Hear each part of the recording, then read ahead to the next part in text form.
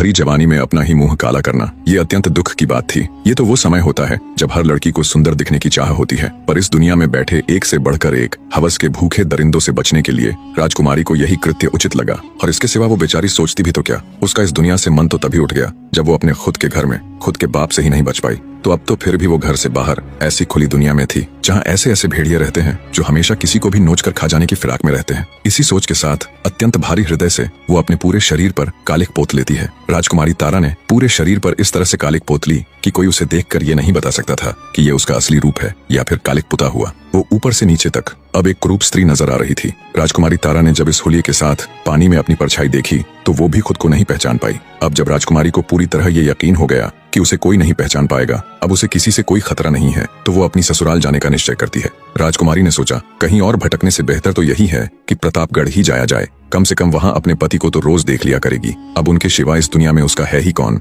हाँ, ये अच्छा विचार है, इससे मैं उनके पास भी रह लूंगी और अपने परिवार की सेवा भी कर लूंगी और किसी को कुछ पता भी नहीं चलेगा कि मैं कौन हूँ, और ना ही मुझे किसी को यह घिनौना सच बताने की जरूरत पड़ेगी। इन्हीं विचारों के साथ राजकुमारी तेजी से अपनी ससुराल यानी प्रतापगढ़ की ओर बढ़ रही थी। तभी उसे रास्ते में एक गाड़ीवान दिखाई दिया। राजकुमारी तारावती कुछ धन के बदले उसकी गाड़ी में बैठ गई। शाम होते होते राजकुमारी तारावती प्रतापगढ़ पहुंच जाती है। जब वो महल के मुख्य द्वार पर जाती है तो पहरेदार उसे रोक लेते हैं। काली कल्लूटी बदसूरत स्त्री को देख बोहें चढ़ाते हुए पहरेदार बोले, कौन हो तुम और अंदर कहाँ चली जा रही हो? पहरेदारों की बात सुन राजकुमारी तारा ने विनती की कि वो एक दुखियारी स्त्री है जो दर दर भटकते हुए बहुत दूर से सिर्फ राजा साहब से मिलने आई है। उसकी हालत देख उसे एक भिखारिन समझ महल के पहरे पर खड़े पहरेदार उसे धमकाकर वहाँ से भगा देते हैं। राजकुमारी तारा का दिल दहाड़े मार मार कर रो रहा था। कितनी ही मुश्किल से, कितनी ही उम्मीदों के साथ वो यहाँ आई थी। राजकुमारी तारा इतनी दुखी थी कि वो किसी कुएं में कूदकर अपने प्राण त्यागने की सोच रही थी। फिर उसने सोचा बिना अपनी आखिरी कोशिश किए ऐसे तो अपने प्राण नहीं त्यागेगी। वो प्रतापगढ़ की एक सराय में रुक गई।